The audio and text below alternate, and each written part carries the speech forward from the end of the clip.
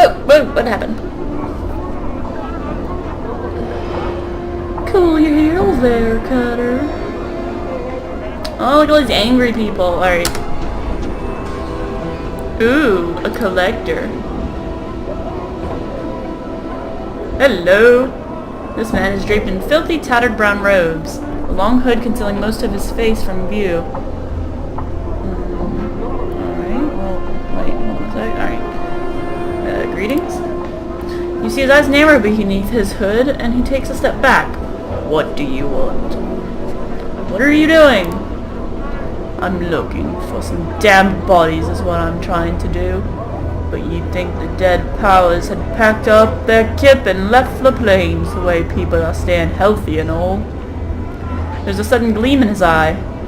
We had our pox last month, and it was a glorious time it was. Bodies stinking to the high heavens, and plenty of jink to be had too. Why are you looking for bodies? He looks surprised. Well, you haul the blighters to the mortuary. There you talk to the dusties, haggle a little, and get a few bits of jink. Why do the dustmen buy the bodies? They gather the dead. It's their job. They pay us to cover more area and bring 'em any bodies we find to 'em. Then they make sure that the blighter's body goes to a proper place or gets cremated. They're all serious about it. Their balmy philosophy, but it just means more jink for me. He winks. Ding! What is this place? He frowns at you. You're in the hive, of course. Dirty as bit and all the sigil. Where are you from, Cutter? You from the Prime or something? No. Why are you looking for bodies? No, I had some questions. He raises an eyebrow. I've some for you then.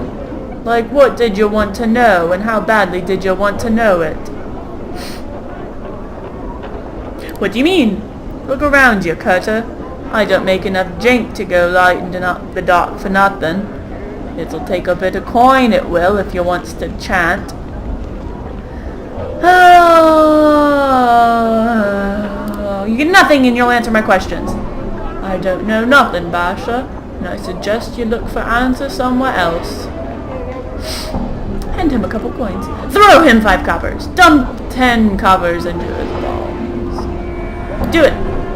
Ask your questions. I can't say as I can help, but I might. Tell me about collectors. We make our living by dragging debtors off sigil-stash streets and hauling their lead-bottomed asses to the mortuary. Not the best way to earn a living, but it's a start. Is that all you wanted to know, Cutter? He looks at you oddly. I'm looking for a man named Farron. He narrows his eyes suddenly. Farron? What about him? You seem suddenly wary. Why? Farron. He spits, sneering contemptuously. Rag pickers square is Shagraves. Your boss's territory, you see. Farron and his dogs came in a while back and tried to oust us. We fought 'em off, we did, so's they're all in hiding somewhere now. We still catch one of his lads now and then round the square. Usually we turn him into a quick-spotted jink at the mortuary, the piking sods. Do you know where Farron is? I know where the rat bastard isn't. He ain't where most of the collectors call Kip in Ragpicker Square, but that he's close by there somewhere's the chant. Do all collectors share your opinion of Farron? Farron? Pfft. Same thing he said before. Tell me about Sharegrave. He's me boss. Casts a shadow or a whole mess of collectors, he does. I'd stay away from him unless you got right to cause to talk to the man.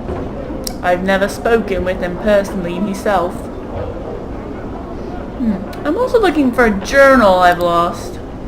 He just shakes his head, puzzled. Farewell then. Well, keep yourself safe, Carter. If I find you on the streets, I'll be kind to your corpse. Thanks.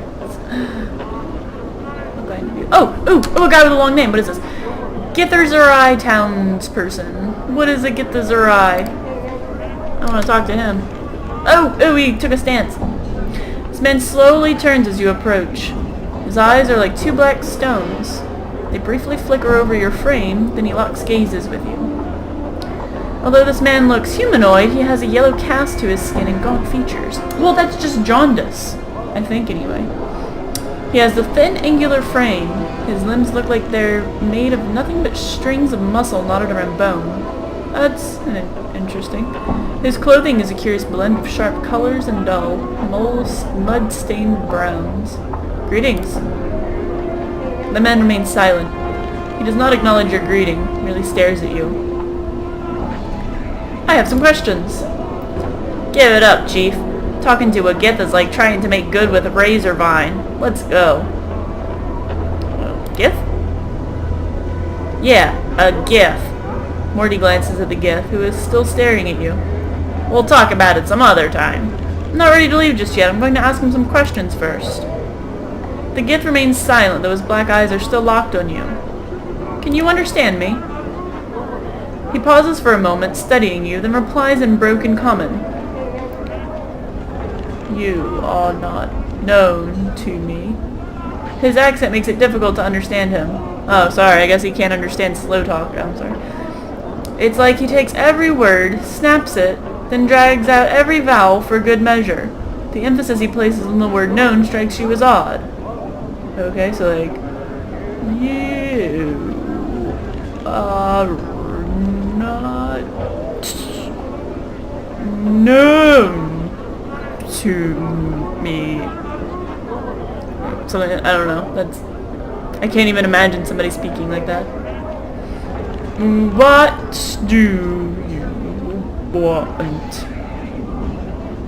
I had some questions for you. I will not kill you. That's how Giths talk, apparently. He looks like he's about to walk past you. Block his path! No, I'll just leave him be. Alright, stupid Gith. Stupid Gith! Talk to me about Giths. What's up? No! Hey, what's eating you, Chief? Okay.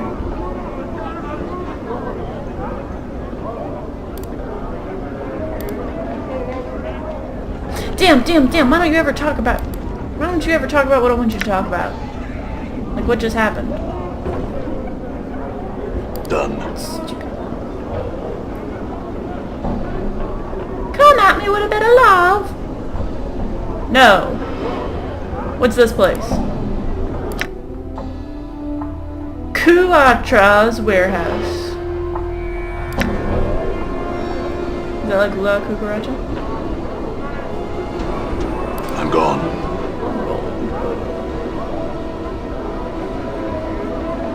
Look at all these people. Done. Come chat with me a bit. I'm gone. No, I don't want to leave. I don't want to leave. Ah! Look at all of these. Done. Looks like an entrance, but there's no handle or means of opening it. Okay. I'm gone. Ash mantle. No, I'm not seeking company, harlot. You see a dustman in long black robes and a pale face. Unlike the dustman you saw in the mortuary, however, this man looks confused and is glancing about, as if looking for something. When he spots you, he raises his hand to attract your attention. Uh-oh, no, ignore. Ignore. Cool your heels! Shut up. Iron nails. Oh, iron Knolls. Less intriguing name. I thought she was called Iron Nails. This broad-shouldered woman is shuffling about amongst the huge beams lying on the street. I can see that. She kicks at the beams with iron-shod boots. Every once in a while, she bends down and wrenches a nail from one of the boards with her bare hands. She holds up each one, appraising it, and drops it into a leather sling bag. Greetings. She straightens up, hearing your approach. She's smiling politely, but from her stance and the way her hand rests close to the hilt of her weapon, you can tell she's ready for trouble. You notice one of her eyes has a milky film over it. That's close enough there, Cutter. What do you need from me?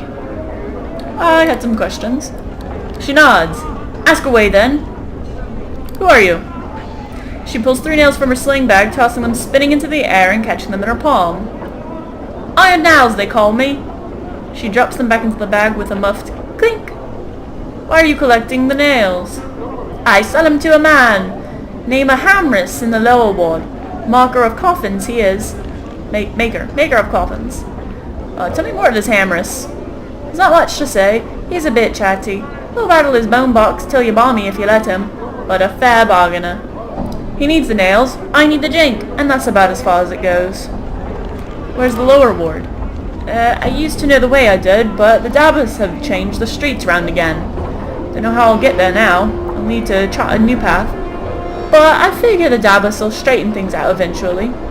Dabbers? Aye, dabbers, the ladies' servants. She looks at you puzzled. You must be new to Sigil. Tell me more about these dabbers. They work all over the city, doing the ladies' will. Always building and rebuilding they are, using what's fallen or torn down to make something new. The lady? Nels frowns at you. Oh no you don't. I won't be saying anything more about her than I already have. She traces a semicircle over her heart with a finger. Take my advice, but don't go asking around about the lady. Very well, I had other questions. She nods. Ask away then. Oh, she's calling me pretty? Is she calling me pretty? Oh. Who are you again? What are you doing? Can you tell me about this place? I'm looking for a man named Ferret. I'm looking for a journal I've lost. Have you seen one? Nay, I have not. She pauses for a moment. You know, that's a good idea, is a journal. Mayhap I should start one of my own. Yes, it is. Amazing how much one can forget. A journal can help you hold on to your memories. She mulls over what you've said. Huh, you're right. You're right indeed, Kata. I'll do it. I thank you for the idea. She smiles. Of course. I had some other questions. Ask away then. I'm looking for a man named Farad. She nods. I heard the name I have. Head of a pack of collectors or so I hear it. Not sure where a body'd find him though. You may want to try Ragpicker Square. It's north and west of here. A whole mess of collectors called Kit there. I see. I have some other questions. Ask away then. Can you tell me about this place? Look, Ota, I've got a lot of work to do. The nails aren't finding their way into me bag while I'm spilling a chat with you. Why don't you pick another cutter's brain box about that for a time? Let me ask you something else. What are you doing? She rolls her eyes. What did it look like I was doing, Burke? Collecting nails. She laughs gently, shaking her head. Where's all this wood come from? She shrugs. Here and there, I suppose. Sometimes dabbers drop the stuff off, and I go through it before another pack comes to fetch it away. Probably rubble from buildings or walls they're putting up or tearing down. I had other questions. What are you doing? Why are you doing that? I sell them to a man named Hamries. Tell me more about Hamries. Does anyone else here? Here we go. Does anyone else here scavenge nails? She grins and shakes her head. No one was clever enough or had the will to do it before me, and I've showed off anyone who's tried to jump the claim me since. Who tried to jump me claim. Since. Sorry. She pats the long-bladed dagger, hanging at her side. Wow, my eyes are off. Okay. Hanging at her side lovingly. Your claim? Aye, that's what I call it. Honestly, it was hard to come by in the hive, and I'm not about to let some sudden piker peel me of me work. I've sent all the one Burke running and howling, holding their guts in, or off with the collectors if they were unlucky. Her dead eye gleams maliciously. The hive knows this spot as I knows it does. Is that how your eye was ruined? Null's face turns hard. None of your business, Burke. Why? Would you like a match moon for your collection? No, not really. Are you threatening to add to it because I'd love to see you try? No, I wouldn't. Farewell. There you will too then, Kata. Ooh, exciting! I want to look at my journal. Let's look at my journal. Journal. One of the dustmen told me that if I was looking for fair, I should speak with Emmerich. Okay, Morty told me that some special power for angering people called Litany of Curses Apparently he stored up many insults during his life, and he knows just how to provoke them into people when he attacks. When he angers them, they're easier to hit. They have a penalty to hit others. They won't do anything except chase Morty and try to pummel him with their hand-to-hand attack. Sounds like it'd be a good thing to have around if I meet any spell slingers. In fact, the fact that talent isn't magical may make it work against some critters that would shrug off spells. I'm guessing that the more insults Morty hears from people I meet, the more this ability becomes. Ah, that's why I have so many rude responses. It's all for Morty, and in turn for me, so I can remember who I am. I met a disfigured woman named Ingress in the city outside the mortuary. She was horribly scarred. No doubt the wound she suffered affected her mind. Ingress warned me about doors within the city. She claimed that any bounded space, a picture frame, an arch, a window, any of these things might become a portal to someplace else if you walk close to them with the proper key. These keys could be almost anything, physical or non-physical. Iron nails, a thought 3 times, a glass rose, an emotion. Any of these might open a door to someplace else. Ingress was transported to the city through one of these doors on her home plane. She hummed a tune in a glade by 2 dead trees that had fallen together, and she opened a portal to the city. She stepped through and ever since has not been able to find her way back. Ingress is trapped by her fear of portals. Wait, I thought it just said my journal was up. Oh, I guess maybe that was, I don't know. Trapped by her fear of portals, her experiences in plane walking had left her so frightened that she wouldn't step through anything that might be a portal. If I could find an experienced plane walker somewhere in the city, perhaps I could find a way to get her back home. Quests? Find what's been updated? I thought it said my journal has been updated. Whatever. Done. Hello, what did you say? Hello, Reekwind. Stories for coin, stories for coin. This man is looking at you with a strange bug-eyed stare. His eyes are huge. So huge, they're ready to pop out of his sockets and roll across the cobblestones. He nods eagerly as you approach, bobbing his head like a bird. And as you near him, you suddenly notice the smell of urine and feces surrounds him. No, I don't want to speak, I don't want to open my mouth. Alright, let's see what he has to say in the next video. Thanks for watching. Hope you enjoy. See you next time.